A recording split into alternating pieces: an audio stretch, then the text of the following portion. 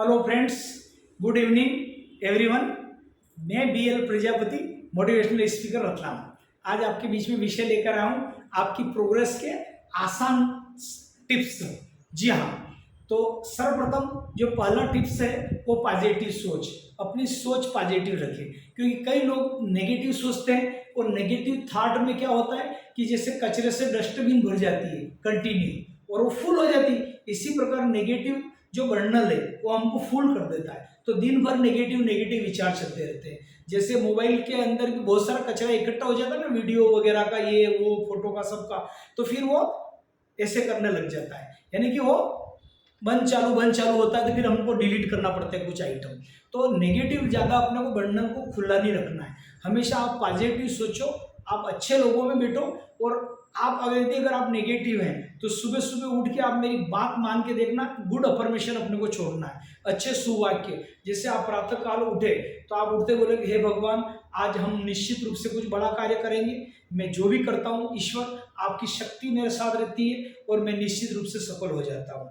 आपकी भगवान की विशेष कृपा है कि हम जिस कार्य में हाथ डालते हैं मैं सफल हो जाता हूँ। ईश्वर आपकी विशेष कृपा है मेरे ऊपर कि मैं जो भी कार्य करता हूँ वो सफल हो जाता हूँ। मैं बुद्धिमत्ता से निर्णय लेता हूँ, मेरा दिमाग सही है निर्णय लेने में, और मैं निर्णय लेके फिर कार्य करता हूँ, इसलिए मेरा आसान हो जाता है। मैं समय पे उठता हूँ, समय से कार्य करता हूँ, इसलिए मेरा कार्य समय से हो जाता है। मेरे रोल मॉडल जो मेरे गुरुदेव हैं उनका मतलब मुझे प्रेरणा मिलती रहती है। मेरी दोस्त मंडली बहुत अच्छी है, जहाँ पर भी मैं समय समय पे अगर कहीं मुसीबत में होता हूँ वो मेरा सपोर्ट करते हैं। मेरे रिश्ते नाते सब अच्छे हैं, चारों तरफ से मेरी लोग प्रशंसा करते हैं, तारीफ करते हैं, क्योंकि मैं कार्य बहुत अच्छा कर रहा हूँ। ऐसा आप रोज अफर्मेशन दो। और ये अफर्मेशन अगर आपको बोलने में दिक्कत आ रही तो शीशे के सामने दे, कांच के सामने खड़े हो जाए और रोज बोले 5-6। ये तो मैंने मेरे हिसाब से अफर्मेशन दी, आप अपने हिसाब से सुवाक्य बोलिए, क्योंकि सुवाक्य बोलेंगे तो आप निश्चित रूप से सफल होंगे।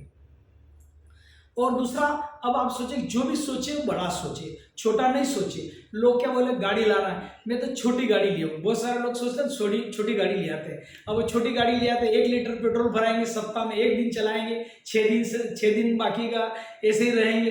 तो आप जो भी सोचे बड़ी कि मुझे गाड़ी लेना, बाइक लेना, तो मैं बड़ी लूँगा, अच्छी लग्जरी, मतलब जो है 2 व्हीलर भी लाऊंगा तो अच्छी लाऊंगा, 4 व्हीलर लाऊंगा तो मैं लग्जरी कार लाऊंगा, मेरी पूरी फैमिली इसमें बैठेगी। इनोवा का टारगेट बनाइए, और अगर उससे ज़्यादा टारगेट हो तो और आप करिए, लेकिन स्टार्टिंग है तो कोई दिक्कत नहीं, i10 या ब्लोना भी चलेगी स्टार्टिंग में। फिर आप बड़ी कार ला सकते हैं, इनोवा वगैरह, BMW वगैरह, धीरे धीरे प्रोग्रेस हो। इसलिए आज के युवाओं को तो बड़ा ही सोचना चाहिए, क्योंकि छोटा सोचोगे तो छोटे व्यक्ति रह जाओगे। लोग बोलते हैं मेरी तो गवर्नमेंट सर्विस मिल जाए, चाहे क्लर्क की हुई चाहे प्यून की हुई, तो जिंदगी भर प्यून और क्लर्क ही रह जाते हैं, लाइफ में आगे नहीं बढ़ते, और उनके बच्चे की भी फिर ऐसी बुद्धि हो जाती है। इसलिए सोच बड़ी रखना है कि मैं जो भी करूँगा बड़ा करूँगा, और बड़ा सोचना है। अगर आपको प्लाट भी लेना है तो आप टारगेट रखिए, मैं 10,000 स्क्वायर फीट के लिए जगह का देख रहा हूँ, 10,000 फीट ले, भले ही आप थोड़ा इंटीरियर में ले, उसको बेच के फिर 5,000 फीट वाला ले ले, कोई दिक्कत वाली बात नहीं, उसका अच्छे पैसे आ जाएंगे।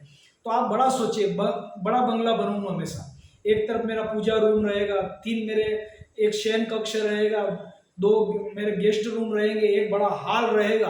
इस टाइप से आप बड़ा प्लानिंग बनाइए। मेरा 2,500 स्क्वायर फीट का मकान होगा, 2,500 फीट पे मेरा बाकी गार्डन वगैरह रहेगा, खुला टेम्पल सब रहेगा। इस टाइप से आपको बड़ा सोचना है कि बड़ी गाड़ी लाऊंगा, बड़ा मकान बनूंगा, क्योंकि सोच के पैसे नहीं लगते। यदि अगर आप सोच छोटी कर दोगे तो आप छोटे ही रह जाओगे। ये तो होगी मित्रों सोच की बात। और अपना समय बर्बाद न करें। आज के बहुत सारे लोग देखिए, मैंने चाहे युवा हो या अधिकतर देखता हूँ मैं, इधर उधर फिल्म वगैरह देखने के लिए चले जाते हैं। 3 घंटे की मूवी में आपने बर्बाद किया, आपको क्या मिला?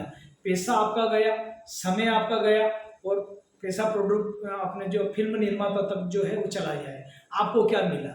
गवर्नमेंट को कुछ टैक्स चला गया। ये जरूर एक अच्छा काम किया कि स्टेट गवर्नमेंट सेंट्रल गवर्नमेंट को आपने टैक्स दे दिया, बस यही मुझे सार दिखता है। बाकी तो 3 घंटे आपने बर्बादी किए। और जो समय अपना बर्बाद करता है, एक दिन समय उस व्यक्ति को बर्बाद कर देता है निश्चित रूप से। मैं देखता हूँ आसपास वगैरह गांव शहर में लोग ताश की पत्ती खेलते रहते हैं, कुछ ग्रुप में बैठ जाएंगे, वो तो फलाना बुरा है, वो तो ऐसा है, वो तो ऐसा है। लेडीज भी देखिए तो कहीं बुराई करेगी अड़ोस पड़ोस वगैरह की।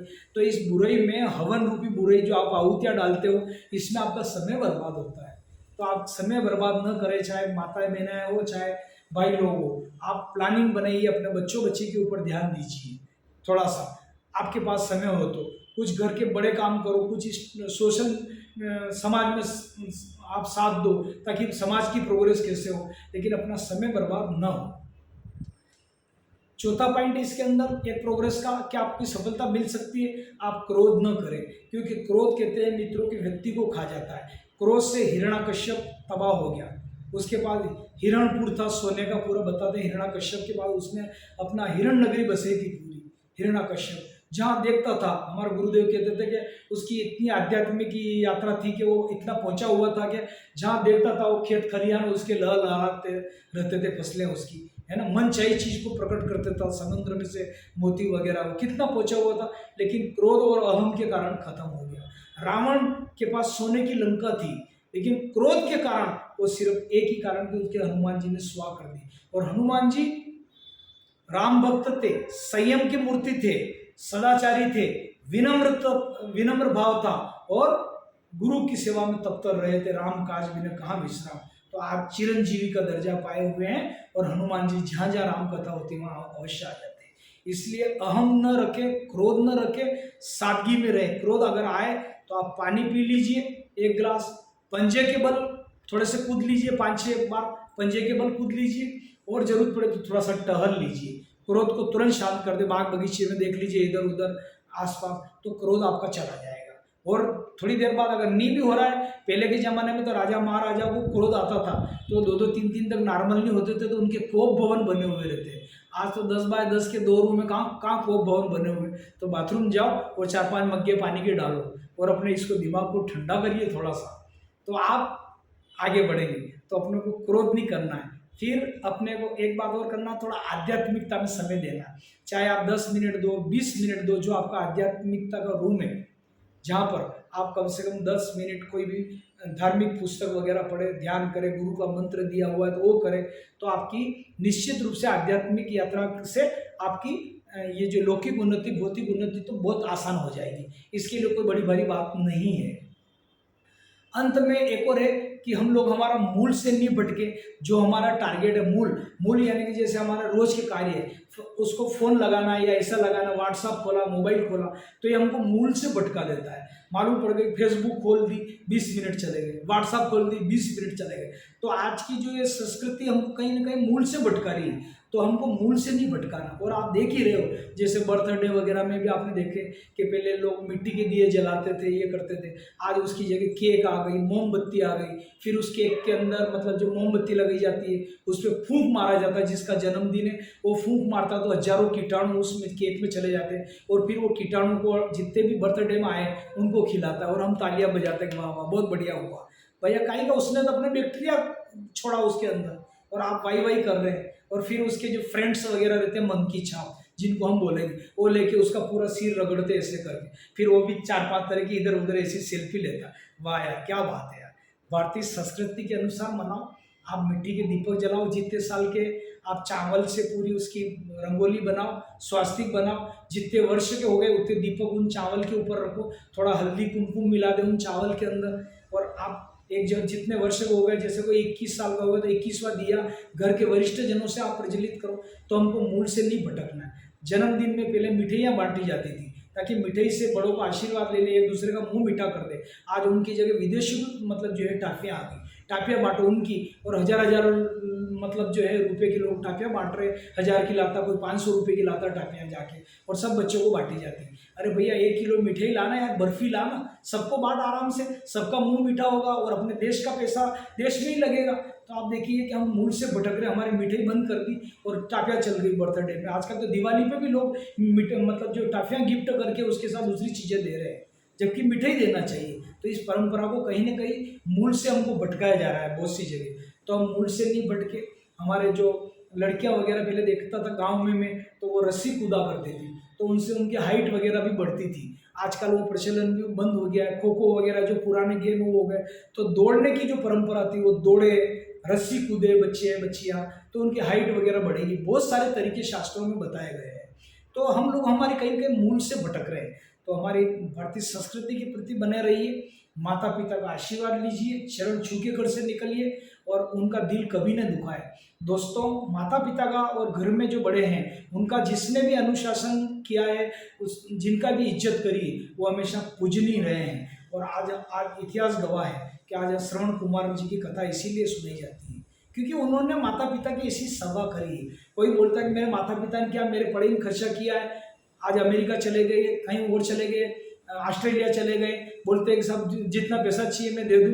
बेटा, पैसे वाली बात नहीं हो रही। माता पिता को तो इंसान अगर अपनी चमड़ी उधेड़ के उसके जूते बना के पहना दे तो भी उनका आप एहसान नहीं उतार सकते। इसलिए माता पिता का आशीर्वाद ले, घर में बड़े बुजुर्ग का आशीर्वाद लेके आप निकलेंगे तो आपको सफलता मिलेगी। निश्चित रूप से आप आगे बढ़ेंगे, आपको कोई रोक नहीं सकता है। तो अपना प्लानिंग बनाएं, प्रॉपरली प्लानिंग बनाएं। जो अपने बिजनेस में सफल हैं उन लोगों से पूरी गाइडलाइन ले, पैसा एकदम नहीं लगाए। यदि अगर आपको 2 लाख 3 लाख की दुकान खोलना तो एकदम नहीं खोले, पहले फील्ड में उसका अनुभव ले। मान लिया जाए जो फील्ड में अनुभव ले ले उस चीज़ के, फिर छोटी सी दुकान डाले, फिर वो धीरे धीरे धीरे धीरे बड़े करते जाए। अनावश्यक कर्जा नहीं ले, क्रेडिट कार्ड वगैरह इनसे बचिए। ये मैं पहले वीडियो में कह चुका हूँ, ये दिमाग जहर है, अंदर अंदर मार देगा, आप स्ट्रेस दे देगा, आपको तनाव दे देगा। तो इन कार्ड से बचिए। जितनी पूंजी हो उतना व्यवसाय करें। धीरे धीरे धीरे आपको लगता है कि मेरे बिजनेस में अच्छा प्रॉफिट हो गया तो आप बड़ा सोचें और बड़ा बिजनेस करें। आज के लिए मित्रों इतना ही। पुनः नए वीडियो के साथ मिलते हैं।